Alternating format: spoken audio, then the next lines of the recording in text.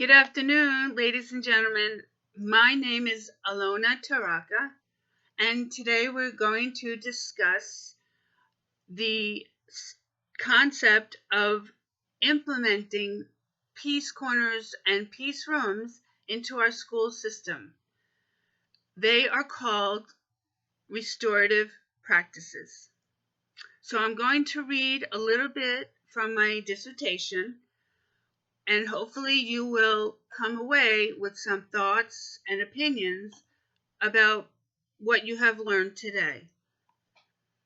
One restorative practice is the concept of using peace corners in the elementary schools.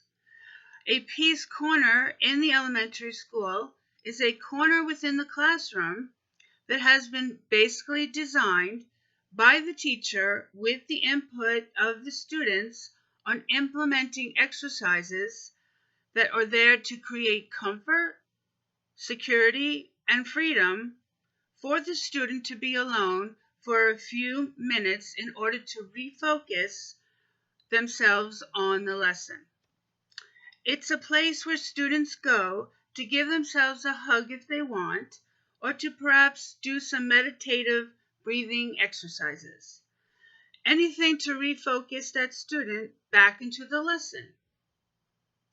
Another rehabilitative program that is recommended is the Peace Room.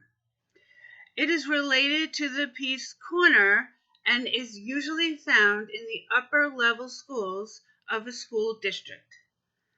The Peace Room originated in Chicago, Illinois, and was designed to establish communication between parents, students, and school administration to learn from each other on how to resolve a negative behavior problem on the part of the student. One example would be if two girls were fighting in the hallway, the both of them would go into the peace room with their parents and school administration. They would sit around a circle called the talking circle and starts with the first person to hold the talking stick. This means it is their turn to talk about this experience and their feelings with the rest of the circle. For the next person to talk, the talking stick gets passed to them.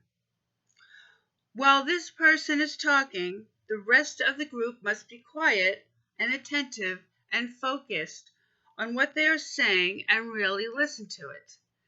And at this point in time, as they are going around the talking circle and taking turns, the environment of the peace room is going to change. And everyone is going to feel more cared for, more loved, more secure, and it will become eventually a very positive experience for these students. Everybody wants peace, but in order to achieve peace, one must be able to go through the hills and valleys of sometimes debate or argument, because in human beings, there is a negative side and a positive side. And what we need to learn is how to control our behavior so as to focus on the positive side of ourselves, to try to diminish the negative side of ourselves, because some of us would get triggered by perhaps a thought or action or how someone has treated us or an emotion that cannot always be controlled. For example, anger is an emotion that is perhaps one of the most common emotions that students have a problem with trying to control it. Currently, school districts and counties maybe cannot afford to implement a system of restorative practices, as they might think it is too costly. Zero-tolerance discipline policies in some school districts and counties may still be utilized because of this reason, which is why we need to create more funding to implement restorative practices that may come from charities or nonprofit organizations that have put money aside for this reason. And it is for this reason alone that I have started a nonprofit called Operation Apple to use funding for implementation of peace corners and peace rooms and other restorative practice programs that may be targeted for this reason as well within the schools. Other examples of restorative practices may be peer mediation. I'm sure you have heard of that. Perhaps that's more common. This is why my major is nonprofit management and leadership.